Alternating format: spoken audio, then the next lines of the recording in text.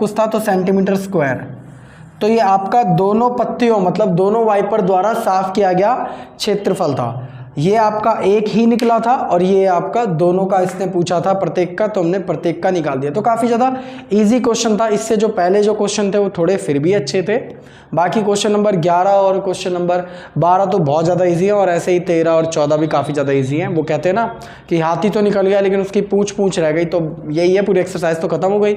2-3 question है जो बहुत ज़्यादा ईजी है। तो कैसे आप सब लोग, आई होप आप सब बहुत अच्छे होंगे। मैं अपने यूट्यूब चैनल के और स्टडी पॉइंट पे आप सभी का स्वागत करता हूं। आज हम क्लास 10th की मैथमेटिक्स की न्यू बुक की एक्सरसाइज 11.1 का क्वेश्चन नंबर 11वां और 12वां हिंदी में सॉल्व करने वाले। इसी वीडियो में अगर आपके पास ओल्ड बुक है तो 12.2 का क्वेश्चन नंबर 11वां और ये 12वां होने वाला है। अगर आपको 1 से लेके 10 तक कोई भी क्वेश्चन चाहिए हो तो जस्ट आप इसके पीछे की वीडियोस देख सकते हैं। मैं उसे कंटिन्यूस अपलोड कर चुका हूं, या फिर उन सभी का लिंक मैं अपने डिस्क्रिप्शन बॉक्स में डाल दूंगा, वो भी जाके एक बार आप चेक कर लेना। वीडियो काफ़ी ज़्यादा इन्फॉर्मेटिव होने वाले, तो जस्ट आप वीडियो को शुरू से लेके लास्ट तक देखना, तभी आपके सारे डाउट्स क्लियर हो पाएंगे। अगर आप स्किप या फास्ट फॉरवर्ड कर देंगे वीडियो को तो आपके पास एक सॉल्यूशन तो होगा, बट आपके डाउट्स वैसे के वैसे ही रहेंगे और पक्का आप कहीं ना कहीं कोई गलती कर देंगे।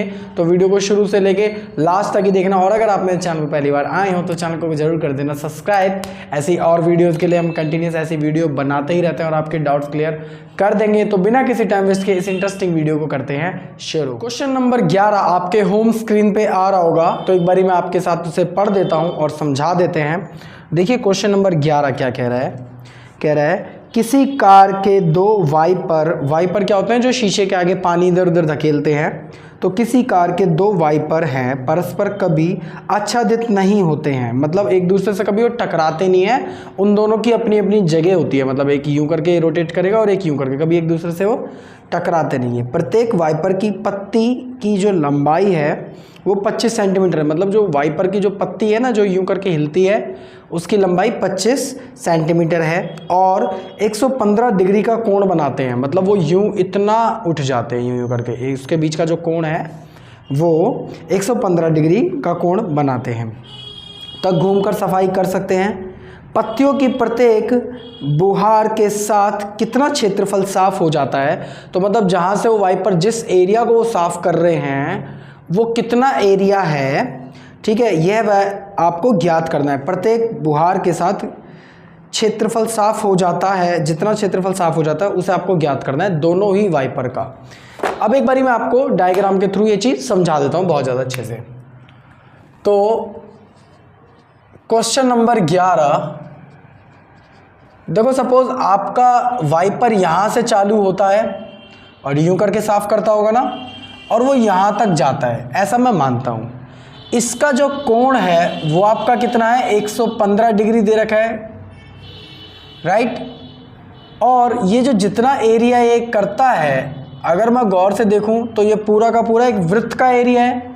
जिस वृत्त के एरिया में वो इतना एरिया सिर्फ साफ कर सकता है, और जो त्रिज्या की जो लंबाई है वो आपको इसके अंदर दे रखी है 25 सेंटीमीटर। तो इसका मतलब आपका ये भी 25 सेंटीमीटर होगा और ये भी 25 सेंटीमीटर होगा। आपके पास त्रिज्या भी है, कोण भी है, क्षेत्रफल पूछ रहा है, तो आराम से हम त्रिज्या खंड का फॉर्मूला लगा के इसे निकाल देंगे। लेकिन यहाँ पे बात एक और है कि यहाँ पे एक और वाइपर है, ठीक है, जो यूं करके सेम टू सेम ऐसा ही है, वो भी 115 डिग्री तक ही करता है साफ, और 25 सेंटीमीटर की उसकी भी पत्ती है, मतलब त्रिज्या है। और ये कभी आपस में टकराते नहीं है, देख रहे हो दोनों के बीच में गैप है, कभी ये टकराते नहीं है। तो दोनों के द्वारा कितना एरिया साफ किया जाता है, कितना क्षेत्रफल साफ किया जाता है, आपको वो निकालना है। अगर एक बात बताइए, अगर मैं इसका एरिया निकाल लूं और मल्टीप्लाई करा दूं 2 से, तो दोनों का एरिया निकल आएगा। बिकॉज ऑफ दिस दोनों की त्रिज्याएं बराबर हैं और दोनों के कोण भी बिल्कुल बराबर है, तो आराम से ये चीज हम कर सकते हैं। तो जो भी आपको यहाँ पे दे रखा है, सबसे पहले लिख दो, दिया है आपको सबसे पहले दे रखी है त्रिज्या, मतलब रेडियस 25 सेंटीमीटर। फिर आपको दे रखा है कोण, मतलब थीटा, वो आपको दे रखा है 115 डिग्री। यही चीज आपको दे रखी है। तो बस आराम से हम यहां पे लिखेंगे, प्रश्न के अनुसार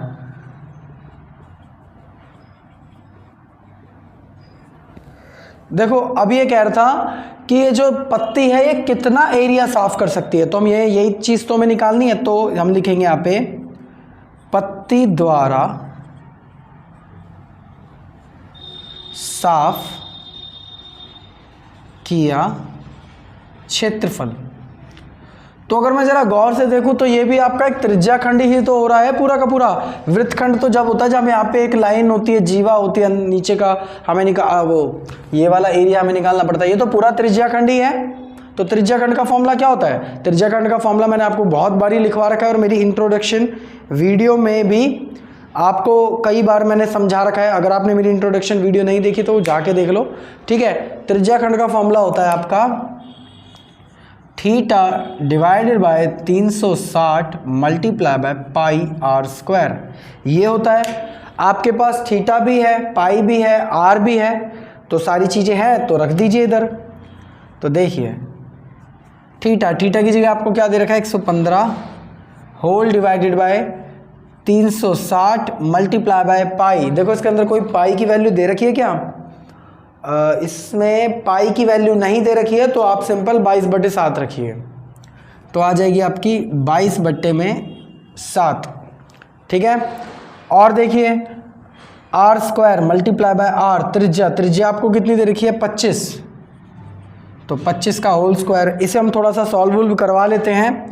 तो इसे जब मैं 5 से काटूंगा तो 5 कम 5 15, 5 तिया 15। इसे हम 5 से काटेंगे तो 5 7 35, 5 दूनी 10। तो ये आ गया आपका 23/72 multiply by 22/7 multiply by 25 multiply by 25। इसे हम थोड़ा सा और सॉल्व करवा लेते हैं। 2 से इसे काटेंगे तो 2 तिया 6 और उधर गया 1, 2 6 12, ये आ गया आपका 11, ठीक है। अब यहाँ पे आपका क्या रह गया? ये रह गया आपका 23 divided by 36 multiply by 11 divided by 7 multiply by 25 multiply by 25। ये तो आपका एक का क्षेत्रफल निकला है, एक पत्ती का क्षेत्रफल। तो एक पत्ती का क्षेत्रफल, लेकिन आपको तो 2 पत्तियों का निकालना है, दोनों बराबर बराबर क्षेत्रफल निकालना है। तो सिंपल सी बात है, इसे ही 2 से मल्टीप्लाई करा दो, निकल आएगा, ठीक है। तो हम यहाँ पे लिखेंगे 2 पत्ती द्वारा साफ किया गया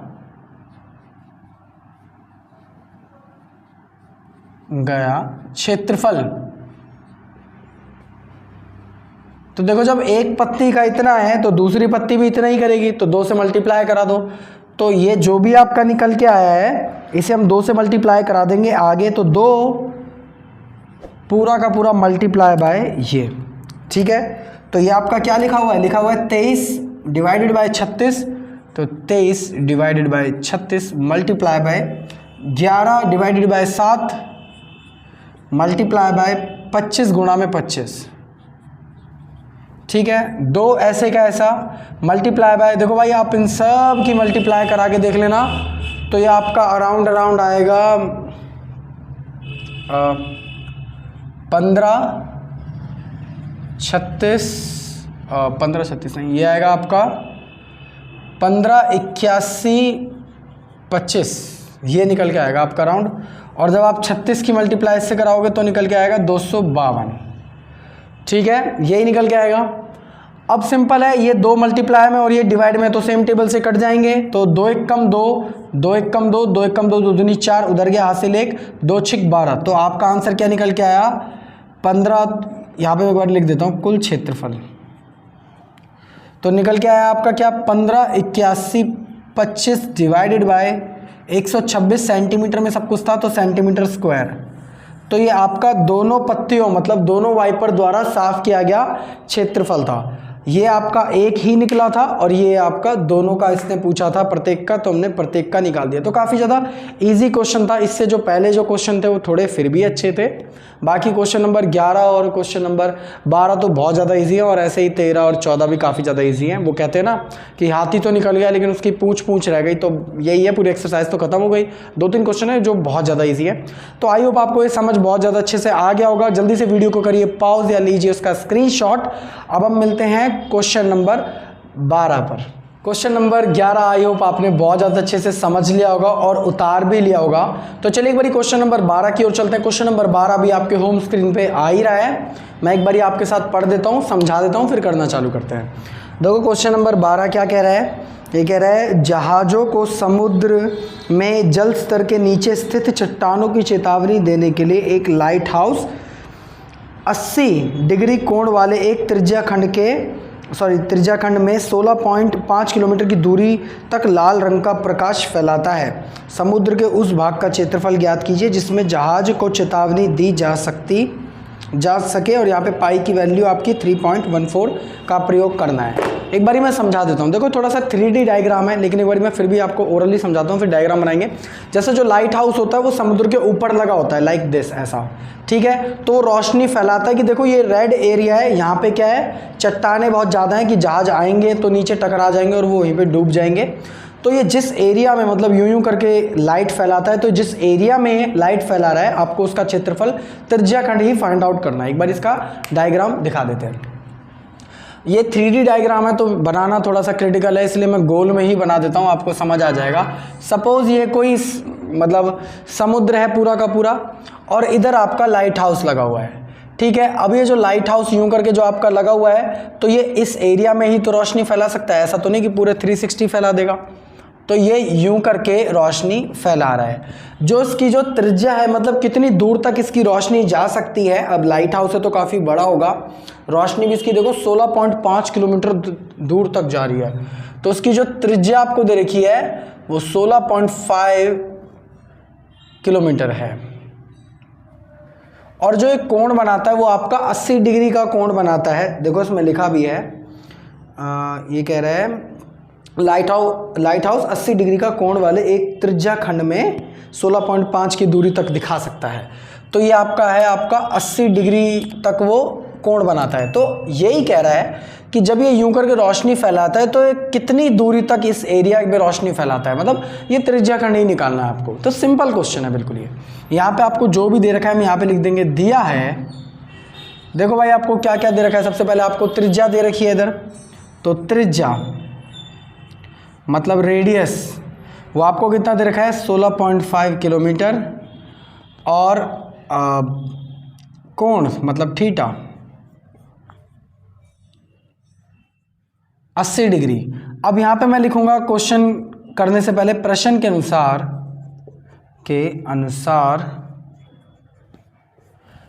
अनुसार लिखेंगे। अब देखिए यहाँ पे आपको क्या फाइंड आउट करना है, ये वाला एरिया फाइंड आउट करना है जहाँ पे वो रेड लाइट चेतावनी की लाइट दिखा सकता है। तो ये त्रिज्याखंड ही है, तो यहाँ पे मैं डालूंगा त्रिज्या वो लाल रंग के लिए क्षेत्रफल, क्योंकि रेड लाइट जहाँ पे जा रही है बस आपको वही चीज़ तो निकालनी है, तो मैं इसके अकॉर्डिंग ही लिख देता हूँ। अब देखो भाई त्रिज्याखंड का फॉर्मूला क्या होता है, वो पहले भी लास्ट वाले क्वेश्चन में भी मैंने लिखवाया था, इसमें भी लिखवा देंगे। इसीलिए मैं कहता हूँ एक बार मेरी इंट्रोडक्शन जाके वीडियो देख लो, उससे क्या होगा आपको एक क्वेश्चन जो समझ आ रहे हैं ना 100% समझ आएंगे, बहुत अच्छी ग्रिप हो जाएगी। तो जाके देखोगे तो आप ही का फ़ायदा इसमें। उसका फॉर्मूला होता है theta divided by 360 multiply by pi r square. अब देखिए यहाँ पे आपके पास कोण भी है, आपके पास पाई की वैल्यू भी है और त्रिज्या भी है, रेडियस भी आपके पास, रख दीजिए सब कुछ। तो देखिए कोण आपके पास कितना है 80 डिवाइडेड बाय 360 मल्टीप्लाई बाय पाई की वैल्यू आपको देखो क्वेश्चन में दे ही रखी है 3.14, तो मैं लिख देता हूँ पाई की वैल्यू इधर दे रखी थी, ठीक है। और मल्टीप्लाई बाय आर, त्रिज्या आपको कितनी दे रखी है 16.5 और इसका होल स्क्वायर है। चलो इसे थोड़ा सा हम सिंप्लीफाई कराते हैं। देखो जीरो से आपका जीरो कट जाएगा, यहाँ पे आपका बचेगा 8 divided by 36 multiply by 3.14 multiply by 16.5 multiply by 16.5, ठीक है। इसे हम थोड़ा सा और सॉल्व कराते हैं। देखो 4 से मैं काटूंगा तो ये आ जाएगा 2 पर, और 4 से काटूंगा तो ये आ जाएगा 9 पर, ठीक है। तो यहाँ पे कराते हैं अभी, ये आपका कितना आ गया 2/9 आ गया, तो 2/9 multiply by 3.14 multiply by 16.5 multiply by 16.5, ये सारी की सारी चीज़ें मैंने ऊपर ऐसे के ऐसे ही रख दिए। अब देखो किसी चीज़ से क्या कोई चीज़ कट रही है, 9 से एक बार ये वाली चेक करो तो 9 कम 18 9 तिया 27, 9 तिया 27 हो जाएगा और वहाँ पे जाएगा आपका कितना, ये नहीं कटेगा। आप इन सबको मल्टीप्लाई करा लेना। जब आप इन सब की मल्टीप्लाई कराओगे और जब 9 से डिवाइड कराओगे तो ये आपका अराउंड आंसर आएगा 189.97 और सारा का सारा किलोमीटर में चल रहा था ये। तो क्षेत्रफल आपका हमेशा किस में निकलता है, किलोमीटर स्क्वायर में निकलता है। तो ये आपका क्षेत्रफल निकल के आ गया है। सिंपल है, आपको इन सब की मल्टीप्लाई करा लेनी है, देन इससे डिवाइड करा दोगे तो हो जाएगा। ठीक है, तो आपका निकल के आएगा 189.97। अगर ये मैं एक्सप्लेन करके दिखाऊंगा यहाँ पर तो 2-3 मिनट हो जाएंगे, क्योंकि मेरे को पहले सबसे पहले इसकी मल्टीप्लाई इससे करानी पड़ेगी, फिर दोनों की मल्टीप्लाई इससे करानी पड़ेगी, देन इसकी मल्टीप्लाई इससे करानी पड़ेगी, देन 9 से डिवाइड कराना पड़ेगा। तो ये आप भी करा सकते हो। तो सिंपल मैंने उसका आंसर लिख दिया है। ये काफ़ी ज़्यादा ईजी क्वेश्चन था, जैसे कि मैंने कहा कि अब क्वेश्चन काफ़ी ज़्यादा ईजी हो गए हैं, तो आप ये उतार लेना। इस वीडियो को हम यहीं करते हैं ख़त्म। मिलते हैं किसी और वीडियो में क्वेश्चन करते हुए। जो नेक्स्ट वाली वीडियो आएगी उसके अंदर क्वेश्चन नंबर 13वां और 14वां जहाँ तक हम पूरी तरह सॉल्व करा देंगे कि एक्सरसाइज को खत्म कर देंगे। देखते हैं फिर नई वाली कौन सी एक्सरसाइज करेंगे। अब आप मेरे को कोई सजेस्ट कर सकते हो कि सर ये वाली एक्सरसाइज की अपलोड कर दीजिए वीडियो, तो हम वो वाली कर देंगे। बाकी अगर आपका इत्तेफाक से फिर भी कोई डाउट रह गया हो तो बेझिझक आप मेरे को कमेंट कर सकते हैं, कमेंट का रिप्लाई मैं ज़रूर दूंगा। और मेरी इंस्टाग्राम आईडी भी शो हो रही है, आप उसे फॉलो मत करिए, लेकिन वहाँ पे भी कुछ भी चीज़ पूछ सकते हैं, तो वहाँ पे भी इसका रिप्लाई मैं जरूर दूंगा। मिलते हैं किसी और वीडियो में क्वेश्चन करते हुए। अगर आपको वीडियो अच्छी लगी है तो वीडियो को जरूर कर देना लाइक। अगर आप मेरे चैनल पर पहली बार आए हो तो चैनल को जरूर कर देना सब्सक्राइब। ऐसी और वीडियोज़ के लिए हम डेली कंटिन्यूस ऐसी वीडियो बनाते ही रहते हैं, और ना जाने कितनी ऐसी वीडियोज़ बना चुके हैं। एक बार प्ले लिस्ट को जाके देखो, बहुत सारी आपको वहाँ पे 10th क्लास की 9th क्लास की वीडियोज़ मिलेगी। तो मिलते हैं किसी और वीडियो में क्वेश्चन करते हुए। जब तक के लिए जय हिंद, जय भारत।